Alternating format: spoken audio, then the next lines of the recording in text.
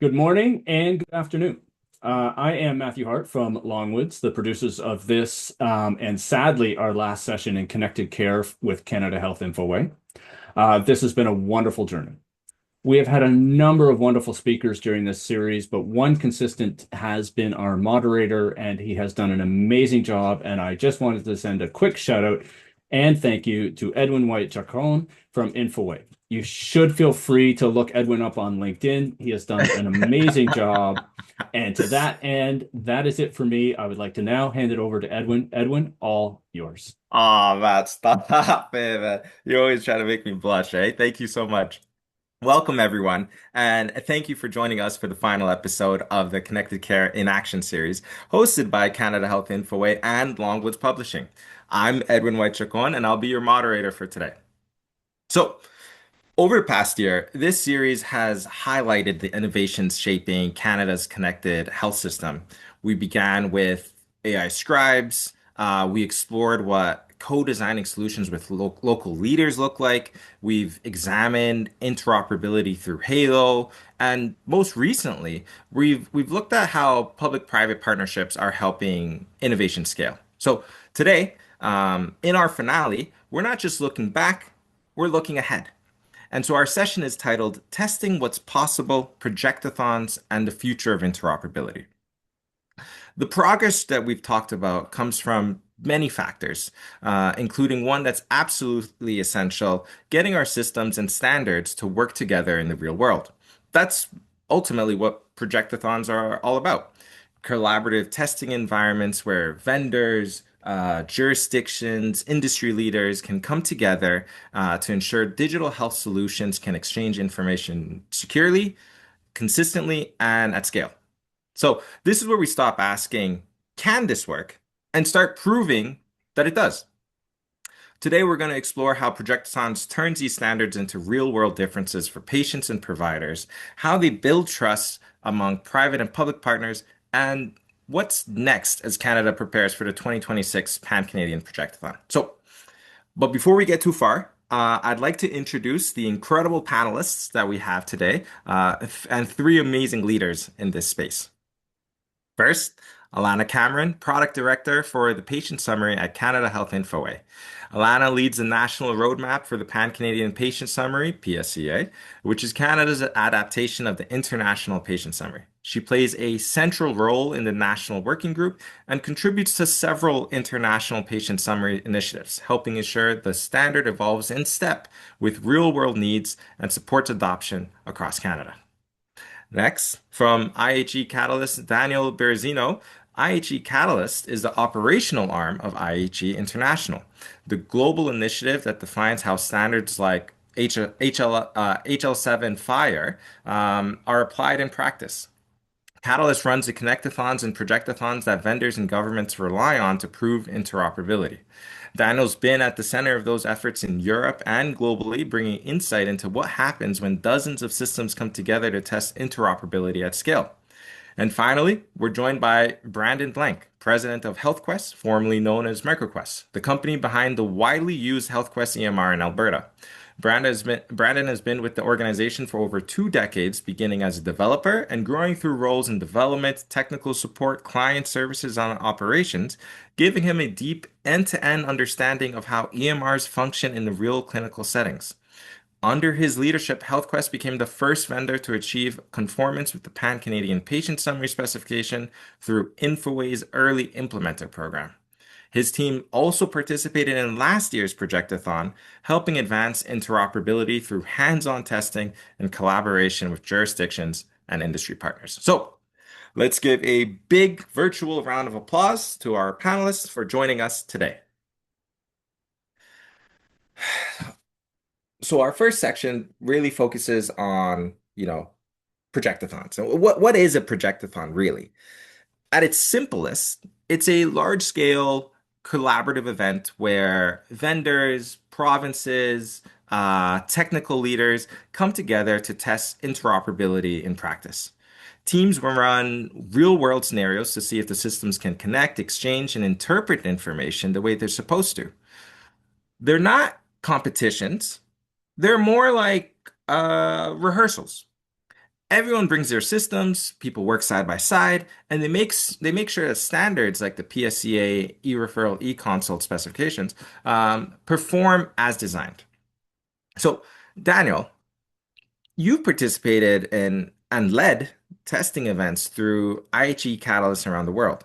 For those who may not live in this space every day, what actually happens in one of these events, and how do they fit into the larger ecosystem of testing and standards validation? All right. Very complex question. So I'll start by introductions.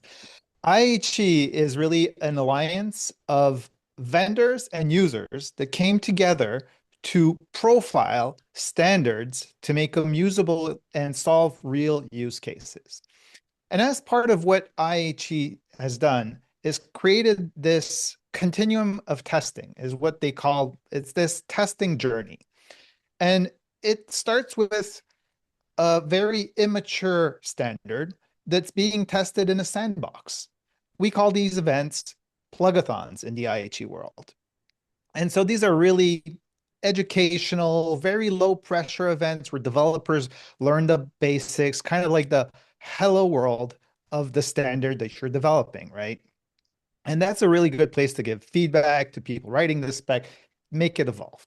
The second stage is Connectathons. This is the IHE testing Mm. space where they'll do conformance to the IHE international profile. And this is happens on a couple of of the in North America, in Europe, in China, in Japan, sometimes in Australia. And these test the international standards. And then the Projectathon comes in at the third testing event where a jurisdiction takes international specifications or creates their own specifications and wants to test them with their vendors. As you put it earlier, this would be your dress rehearsal, where specific national rules like the Pan-Canadian summary, for instance, gets tested. As for what happens inside, well, essentially, if you remember what LAN parties were in the 2000s, it's the same thing. You bring your system, you sit around a table, and you start testing. So there's no booth, there's no convention. It's really your engineers sitting side by side and doing tests. Unlike LAN parties though, this is not it's not really a competitive environment, right? Could you expand on why, this collaborative approach to testing is so important compared to other approaches? How do how does this model enable the kind of public-private partnership required for national interoperability? Right. Okay. Well, so it's a double validation. We're testing the standards as much as we're testing the software. There's an opportunity here to give back, to give feedback to people that have written the standards, that are continuing to write the standards, and it's a safe space. If a vendor fails, it's a bug in code, right? If five vendors interpret the requirement differently, then it's a bug in the standard. And Mm. we fixed the spec here before they go live, right? And then for the public-private partnership part, the public entity or the jurisdiction brings in the policy. How do they want to apply the standard? What are the security? What is the authentication? What are the different rules that you need to bring into place? And then the vendor, they bring the technical reality. This is what I have to do to attain all these rules. And how well does it perform in real life? So it turns the mandate into a conversation. Vendors validate the rules are technically feasible, and then we solve blockers together in real time. Brandon, from the vendor side, you've been in the room with governments and technical partners testing shoulder to shoulder, even including last year's Projectathon. Uh, what do you think makes these types of events so effective? And sort of what Daniel was saying, like how does it shape the way vendors approach innovation and readiness? For sure. Well, as someone who used to love LAN parties myself, it does bring a bit of that kind of it just humanizes it, like very Mm, much like Daniel said. Like you get you get people in the same room, you're kind of sitting shoulder to shoulder together, you're building that trust and empathy. So from the vendor perspective, it really does help us better understand a lot of like the jurisdictional pressures. Um, and then the governments kind of get to see what it takes to actually implement the stuff in Mhm. production systems. So we're all here, we're all sitting in the same spot, trying to save the same problem together. So it kind of takes away a bit of that. I mean, it's not necessarily always the case, but there's kind of that vendor versus jurisdiction dynamic that sometimes exists, and you get to replace it with more of a shared goal of trying to make the standard actually work in real clinical workflows.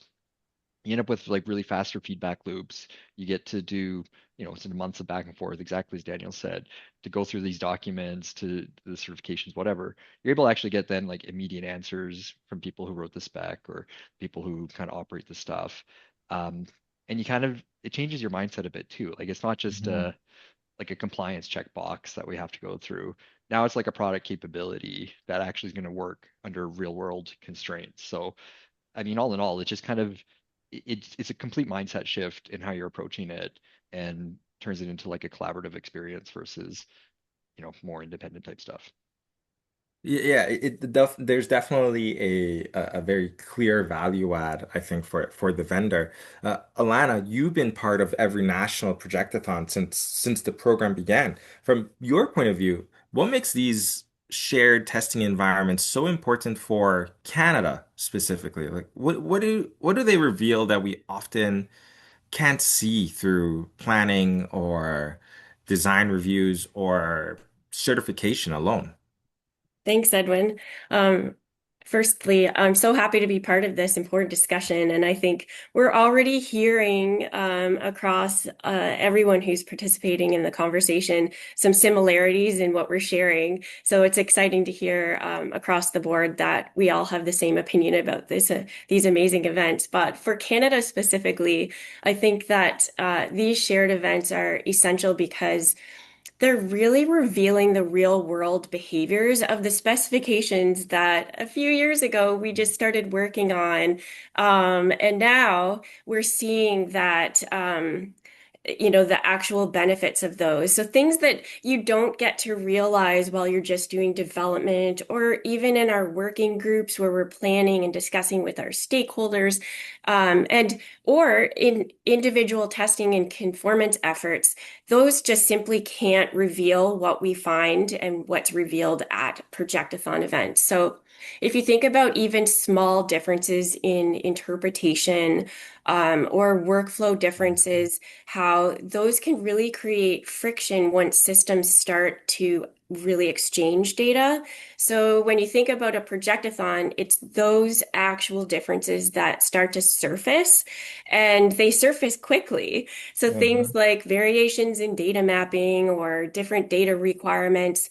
And these are things that we actually saw last year and the previous years at the projectathons, where real-time collaboration has helped the vendors, as Brandon has just been saying, to resolve those issues that maybe they wouldn't have caught on their own, or maybe not as quickly because they wouldn't Mhm. have had that interaction with others.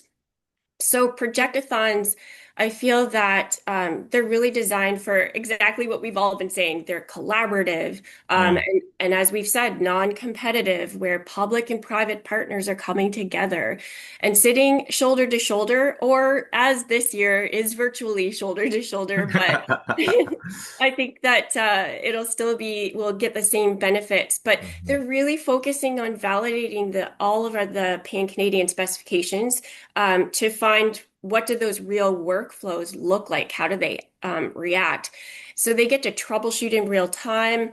And I was speaking with the testing monitors. So those are the folks who actually at the Projectathon run the test results and validate and come up with try to troubleshoot with the vendors. And they said that they felt like there was a real sense of community among everyone who was participating, and really walked away from last year's event feeling energized and excited Mm. about the future of interoperability in Canada. And I have one more thought on this, if that's okay.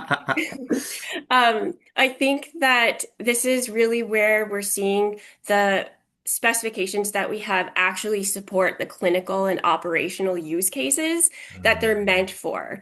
So that's, so important because we don't want to just have specifications for nothing. We want them to Mhm. actually benefit the clinical and operational world that we're writing them for. So for me, the value is really clear for us in Canada, and Mhm. that is that our projectathons are they're turning our interoperability projects into something that's not just theory. We're testing them, we're improving on them, and then now we're actually observing how they impact the clinical world. That's amazing, Alana. I think you put it together so beautifully. Like ultimately, the projectathons aren't just a, technical black and white experience. It's an experience that's really like filled with color. They're about people, they're about collaboration, readiness, that community, and it really, builds into the idea of being that rehearsal hall for connected care. So now that we understand, I think, what projectathons are, let's zoom out a little bit. These events are part of a global effort to make health information more portable, consistent, secure, and across Europe, they've been used for years to test cross-border data exchange, and countries like Finland and Saudi Arabia have adopted similar national models. Daniel, you've been involved in these kinds of testing events internationally. Like, what are some of the most powerful examples of how these testing environments build trust and alignment, not only among vendors, but also between governments and health systems? There are many really great examples of these. France has a program led by ANS that builds projectathons on a yearly basis. They've been doing this for roughly more than 10 years. Switzerland has got a very interesting program as well. And you realize that these countries have similarities. Like even with Canada, they have six different provinces in Switzerland. Italy has the same sort of uh, lay of the land where the provinces have this autonomy for healthcare responsibilities, but then they want to do national projects. And Mm, this is happening everywhere around the world right now. This week, in fact, there's a projecton that's being held in South Africa. We have part of the team over there. There's even cases where in the European Union they're using the methodology, the healthcare IHE testing methodology to exchange legal documents like your driver's license from one country to another. mm. That just shows the level of trust you're able to achieve by having these different entities collaborate together in this way. In the US, there's another big example. I'm thinking about the Sequoia project that uses IHE-based standards, the Gazelle platform, and has a year-round testing Mm. event that helps interoperability across states with the eHealth exchange across the 50 states. So it's you could see the level of trust that grows from these events. Yeah, that's fascinating. It's great to hear there's so much momentum going on around the world in so many different countries. And I know Canada has been building its own momentum through our national Projectathon program, which is a key part of our Pan-Canadian interoperability roadmap. But before we get into Canada's progress, I want to just make a quick note on the patient summary itself. So the Pan-Canadian Patient Summary, or the PSCA, is a standardized clinician and patient-facing snapshot of key health information, things like allergies, medications, conditions, recent treatments.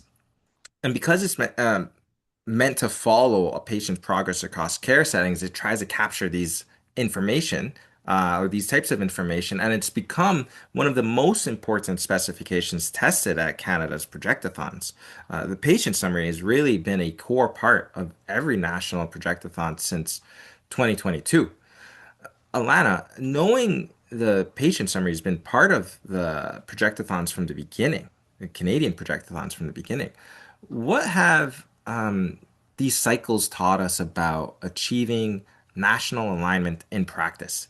And how have both our local testing cycles and lessons from international counterparts shaped the evolution of the Pan-Canadian patient summary specification?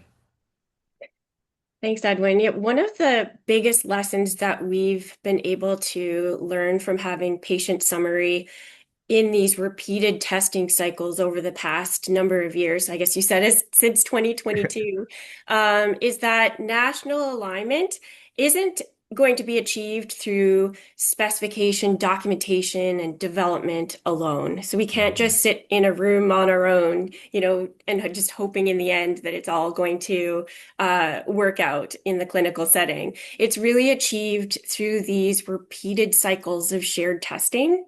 So each year, importantly, it's these testing cycles are where the specifications can be clarified, and whether that's around coding guidance or how to use the must support elements, or even right down to the nitty-gritty of how to handle absent data. It's these types of insights that really only emerge when systems actually start to exchange patient summaries.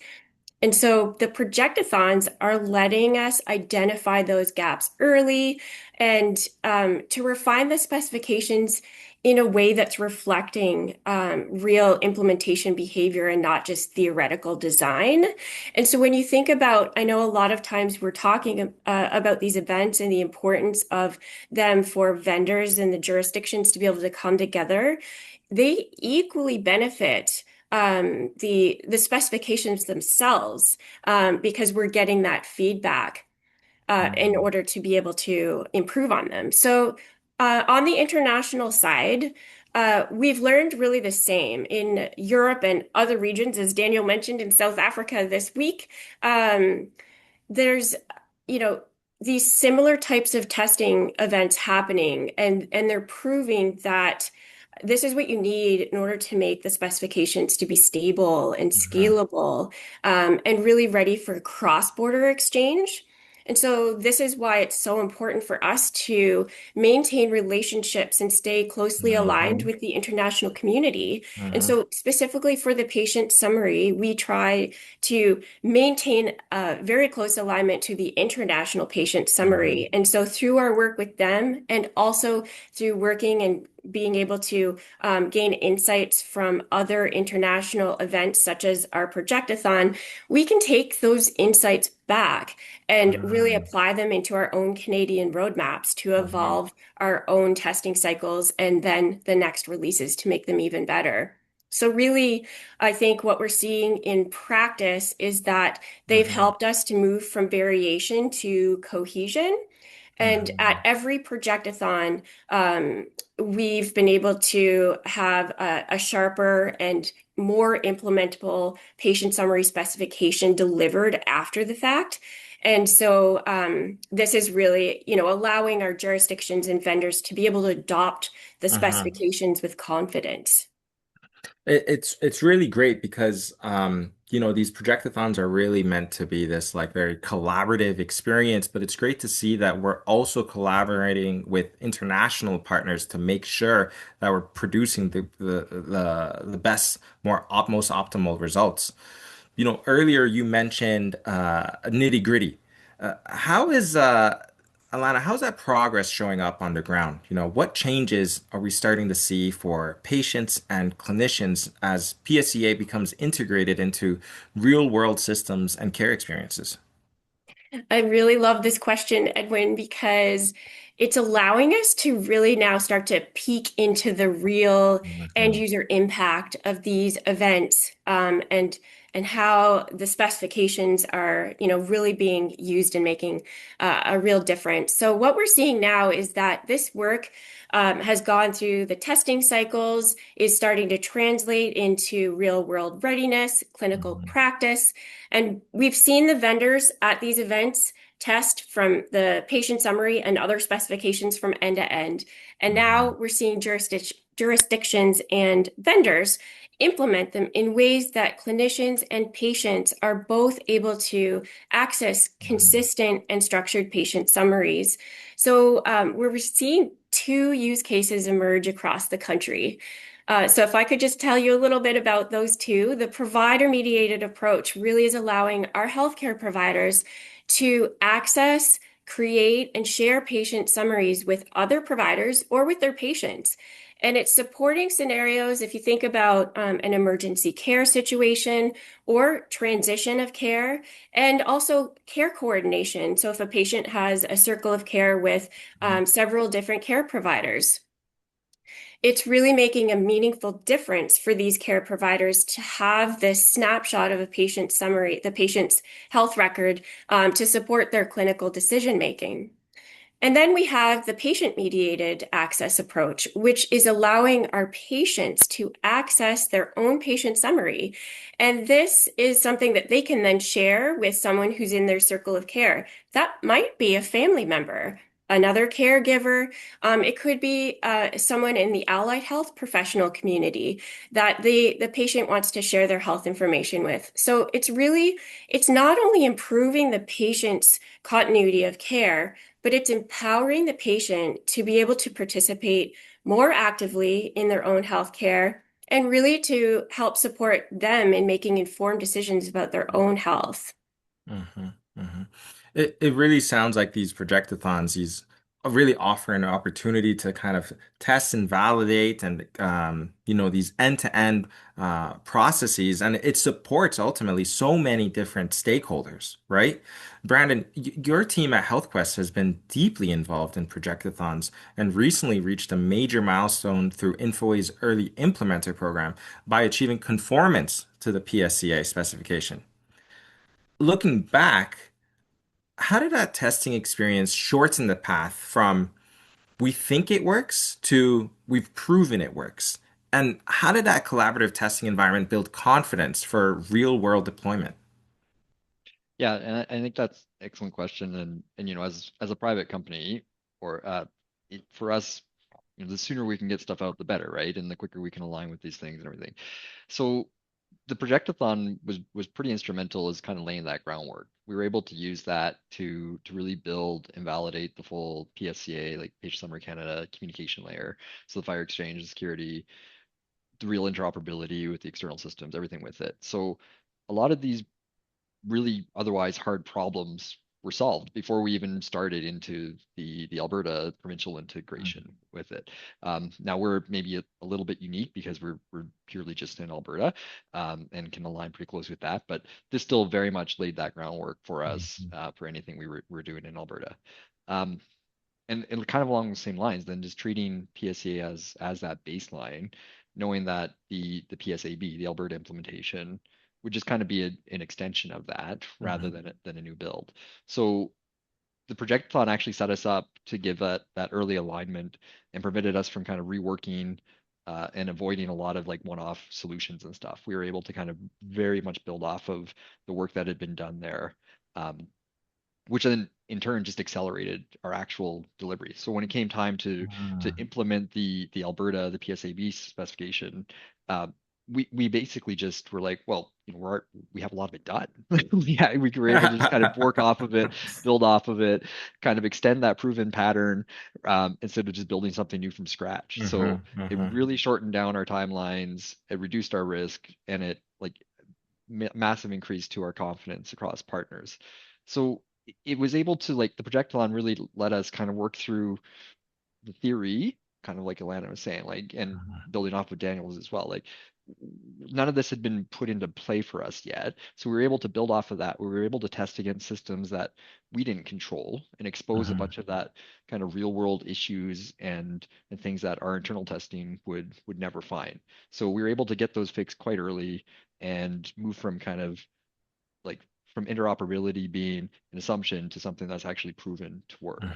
So it's kind of coming full circle. Like the Projectathon, it doesn't just validate the standard, it kind of de-risked our actual deployment when it came to the real world implementation.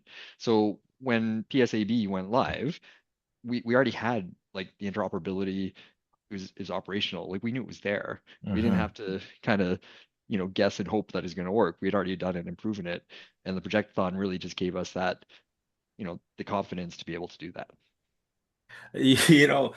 Brandon, you said accelerated delivery. I'm going to quote you. That I think that's a great way to describe, what these projectathons are really trying to achieve, and it achieves that through that shared testing, right? And that shared testing leads to shared trust. So, Daniel, to close this segment, from your vantage point, what's most important for keeping that, you know, some might say like collaborative spirit strong as more jurisdictions and more vendors join? How do we scale without losing that shared problem-solving culture? Right. It's interesting. Small programs, and when they're early on, they rely on heroic debugging, on leaders that are really trying to pioneer things. And you're super excited to get this going, and you only need one person that has this fire and is able to light a whole group of people. As you grow, you definitely need to have some processes. And I would say that by design, the Projectathon has that built into it. In Mm, order to pass a test, okay, or get your badge, you need to test with three of your competitors, basically, right? I mean, it doesn't necessarily have to be competitors. They could be actually your partners. If, say, you're playing the role of the server, you might test with three clients. And mhm, those three clients might actually be real clients that you're going to work with in a couple of months from now when you're going to be implementing. And you're in this safe space.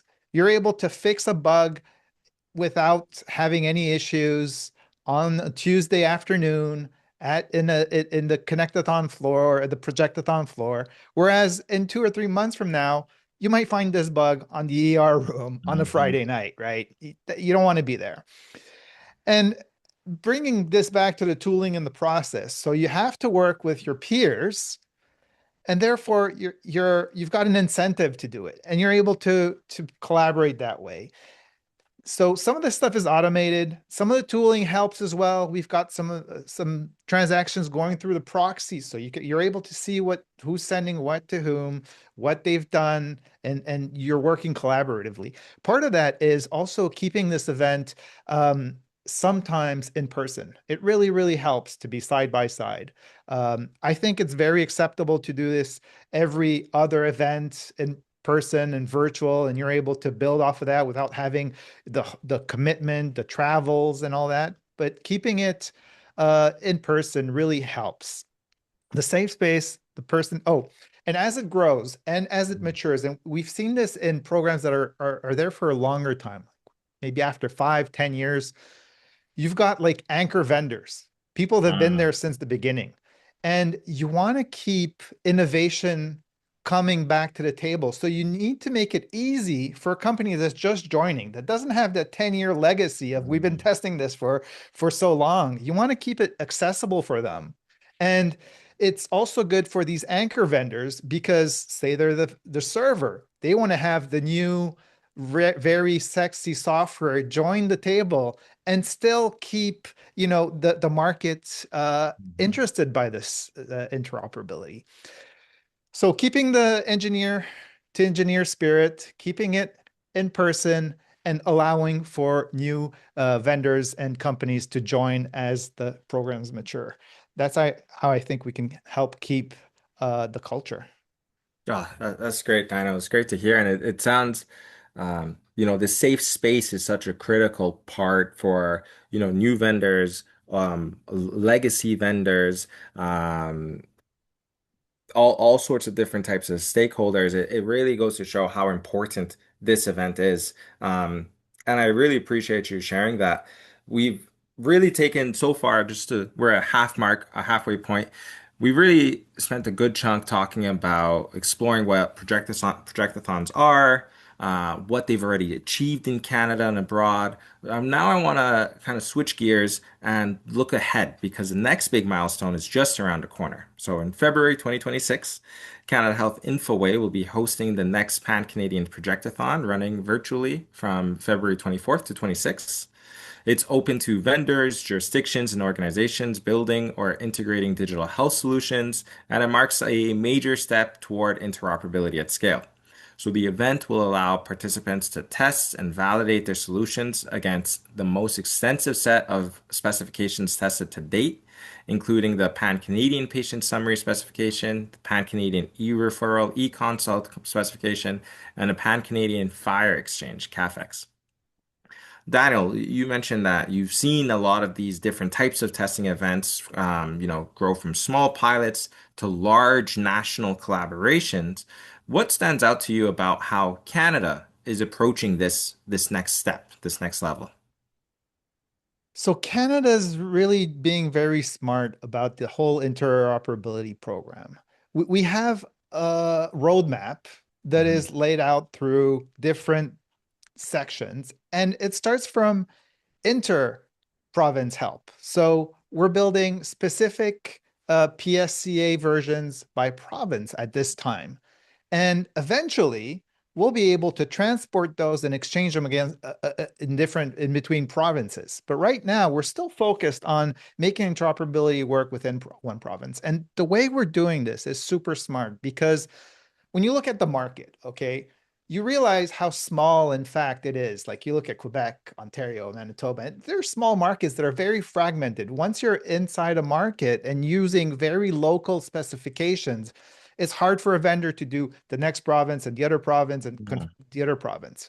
By aligning all these specifications together, you're able to have vendors working in multiple provinces and jurisdictions with similar or close Mhm. standards. So they're aligned. In the same way, these vendors are also preparing to go and compete in international markets because we're all coming from that same jurisdiction. And so the Canadian roadmap is really about the content, the interoperability part. How are you going to transport it? How are you going to do the exchange framework, right? What's your trust framework you're using for authentication, for certificates, for security? And it's bringing all these things together at the intra-province level, looking towards inter-province, and then Mhm. for vendors to go internationally. And so I really believe that this is a way for Canada to really scale, and it takes time to Mhm. build these things. So um, I'm really excited by the Canadian interoperability roadmap and the way that it's being laid out. That's amazing. That it sounds like, what I'm hearing is that this event, this type of events, really take the commercial pressure out of the room for vendors. Brandon, from your perspective, from a vendor perspective, what opportunities do you see for organizations of all sizes? Daniel mentioned there are small and large ones during events like the 2026 Projectathon. How can this open collaborative model strengthen vendor readiness before deployment? Yeah, I think one of the big things you just sort of touched on it is it levels the playing field, right? Because it gives Mhm. the small and the Mhm. medium-sized vendors kind of the same access to the expertise and Mhm. tooling and everything, the test partners and everything that a larger organization would get. Um, that's almost a little bit unique for us. Like we were a very small vendor. We were acquired by Well Health a little over a year ago, so we've kind of seen both sides from both the small side and now the larger vendor, Mhm. the organization part. And there's a little bit of a difference there. And so having a safe space again, it keeps coming up. To be able to access all that kind of expertise and everything is hugely beneficial. I think it also really gives us just as a vendor that early signal of readiness. Like we're able to gauge how close we really are to production readiness, technically, operationally. Um, and so that's obviously a benefit to kind of the projectathon in there. Um, it just helps if you're not live yet, you can also just walk away with clear implementation paths and fewer unknowns. Like it helps really Mhm. go through and answer some of those questions that you may not have otherwise been able to kind of get access to. um, and again, I think it was sort of stated, but you don't have the commercial pressure, right? So Mhm. you don't have sales or procurement in the room. It's your developers, your engineers kind of thing working through these. So you can really truly work on more of the quality side of it and not necessarily like a positioning thing or trying to sell it to somebody. Um, I mean, of course, I have to put my commercial hat on a little bit and look at some of these things, Yeah. and there should be a benefit to it. And we've been very fortunate that there is generally usually there's something new that we can explore and look at, and Hmm. we can Hmm. look at some different standards that similar to our story with patient summary, that we can leverage and turn into something marketable down the line, right? So definitely a good thing, and it just really builds just a strong ecosystem overall. Hmm. So Hmm. as you have more and more vendors that are interoperable, like honestly everyone benefits, like your jurisdictions, clinicians, and patients. Like it's just hugely helpful for everyone, the more that we can get this data being shared amongst everybody. So um however we have to do that, projectathons they kind of help lead the way, so it's hugely beneficial. It's great. The projectathons really, like you said, it answers a lot of questions for a lot of stakeholders in a safe space, right? For protected from that sort of very competitive environment. It's very collaborative. Alana, as we look toward the projectathon in 2024, Info or 2024 in February, I mean 2026. Infoway and its partners are emphasizing that this is not just a technical exercise, but a readiness milestone. From your perspective, what does readiness mean in this context? How does testing a national standard like PSCA prepare not only the technology, but also the people and the processes for consistent interoperability? Mhm.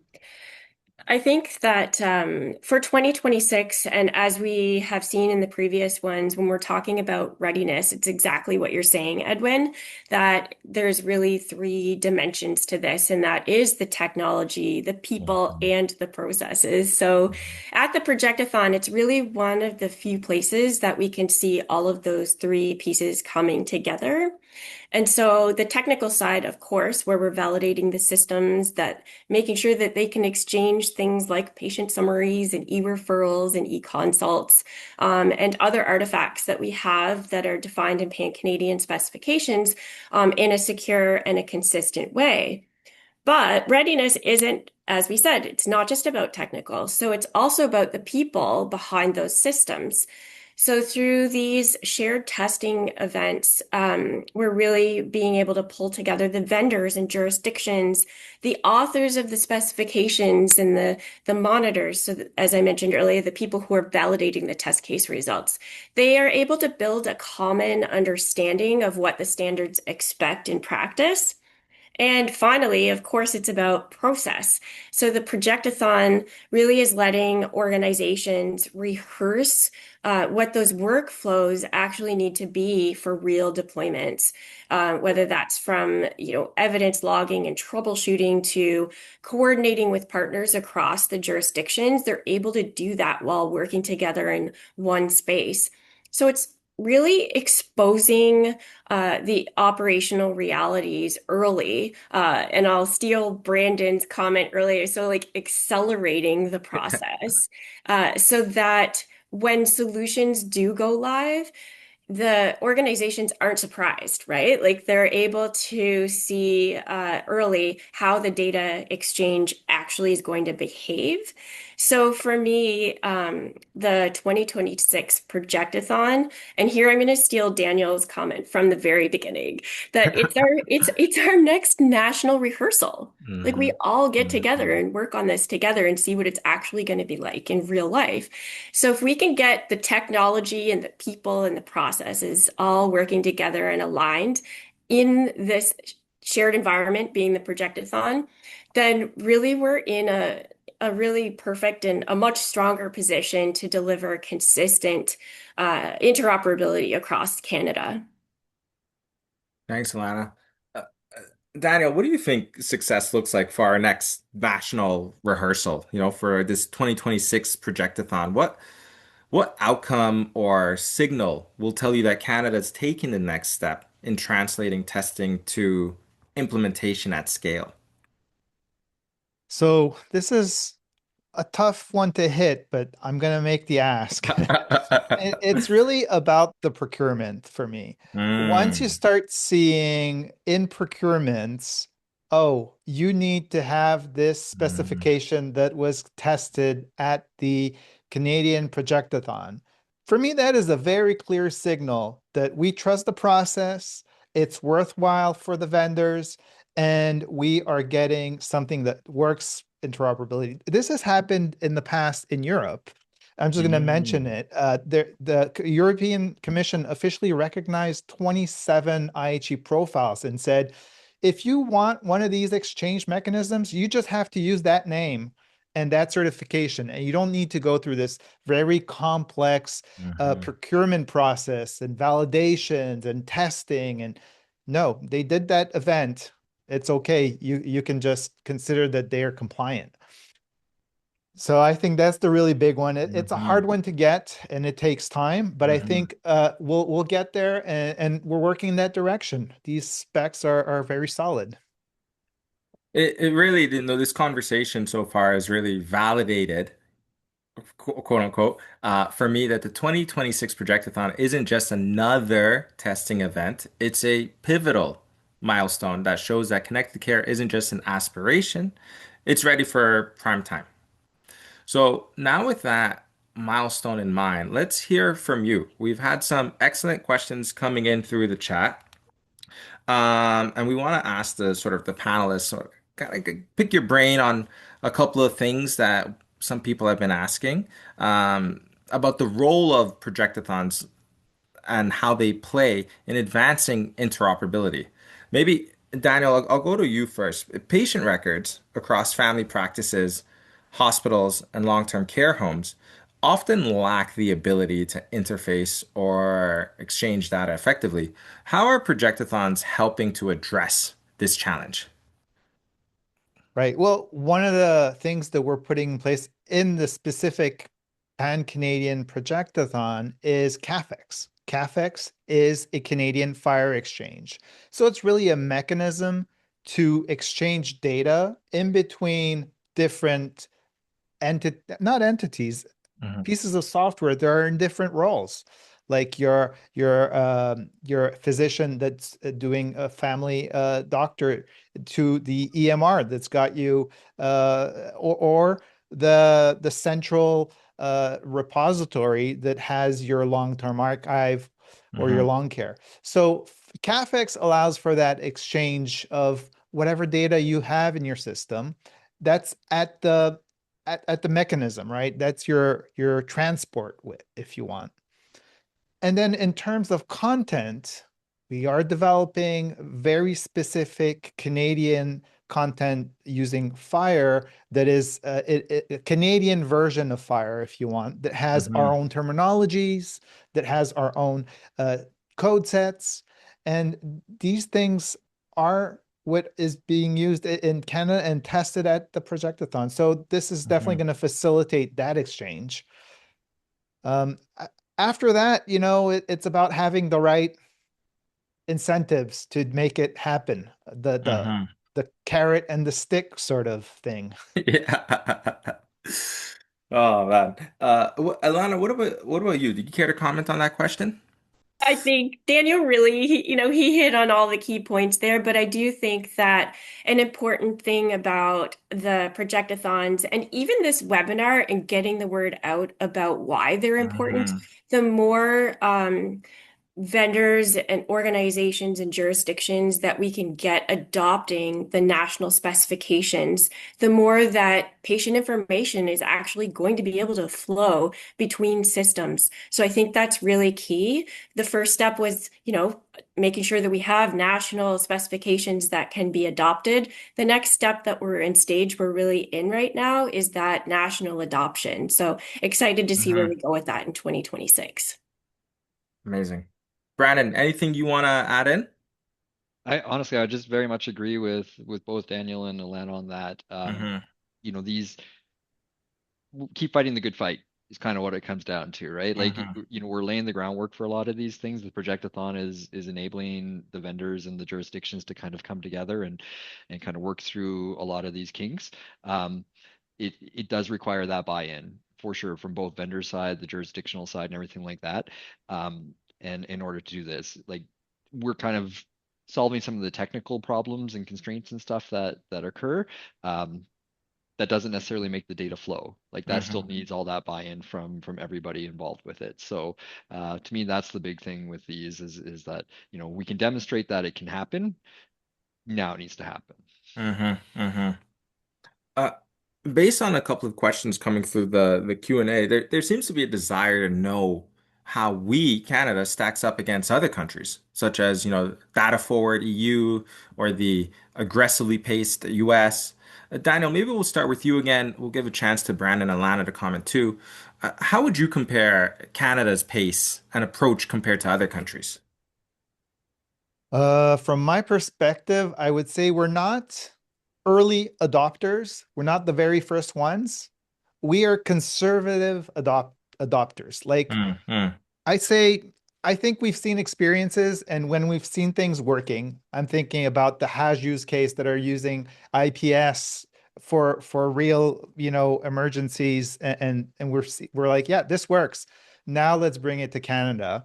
And the other one that I'm thinking about is the patient-mediated access. That one is Mm-hmm. just a great use case because you don't need to put all that heavy infrastructure in place. The patient's been doing this for years. Before, we used to have a little piece of paper that said, "Hey, here's my prescription," um, and now it's electronic.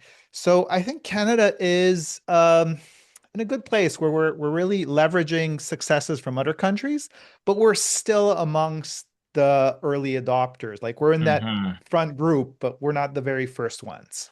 Okay, okay, great. I feel like we're on podium. We're on podium. Yeah, yeah. Maybe Alana, I'll pass it to you. Any thoughts? I love that. We're on the podium. I think, yeah, I do agree with Daniel. I think from the patient summary perspective, we might be a little more ahead compared to some other areas. We do have very close interactions with the global community, specifically about patient summaries. So we participate literally on a weekly basis in different organizational discussions about the IPS. And it's through those interactions. So we did see, so we weren't on the top of the podium when it came to patient-mediated access, but we're definitely not far behind because our jurisdictions were able to see when we could share this is what's happening in other countries. And Daniel, you mentioned the Hajj use case. So this is how it can help patients and healthcare providers in real emergency situations. And our jurisdiction said, oh, wow, that's so cool. Let's implement that too. So we're now seeing this patient-mediated access approach popping up in different parts of Canada. So I think that it's the cautious approach is good. Close interaction is key because then we're able to see what's working well and not have to relearn lessons that are happening elsewhere. But then also we can contribute back so that we're giving and taking equally. Amazing. Brandon, I know you're Alberta for focus, but anything you want to add? Well, yeah, I think, from a vendor perspective, like anywhere we can get some of the interoperability and the national type standards Hmm. is hugely beneficial. I mean, again, we're limited being more on Alberta, but PSAB versus PSCA, for example, like there's differences for sure. And I think it's also important to kind of realize like in Canada, you really do have 13 different healthcare systems, right? Every province and Hmm. territory does Hmm. kind of their own thing. So I think that also just kind of lends a bit more to like the actual almost need for these national standards, right? And in as much as I do understand that there's different provincial and territorial needs and stuff within it. The closer we can align with the national standards, that makes it from a vendor perspective, much easier to kind of just adopt one ideally, or with minor changes to the different provinces, the better. Because Hmm.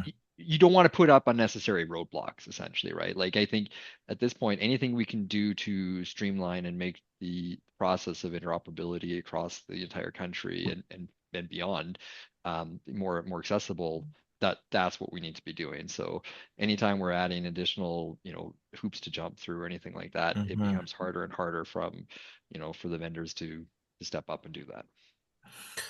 Brandon, I think Edwin, that, yeah, can I just comment on that too? yeah, Yeah, 100%. because I think that one of the biggest benefits coming out of the projectathons is exactly what Brandon's talking about, is when we're all in our 13 different bubbles across the country, Hmm. it's so easy for everyone to just think this is the right way, this is how we're going to do it, and let's just put our heads down and do that. But when you come together in the same space, you start to see, oh, okay, you did it that way and I did it this way. But if we all do it the same way, we can share that information. Isn't that so cool? And so I think one of the things that the Projectathon has really shone a light on are the variances that we have across the country, and maybe not as fast as we want to see, but we are getting there. We're seeing the more Hmm. cohesive and aligned specifications. And I'm excited that I think that these projectathons, these events are going to keep getting us closer together. 100%. And I think, in addition to that, like it also helps to like, not only for the jurisdictions, but the vendors as well, right? So, Brandon, last question for you.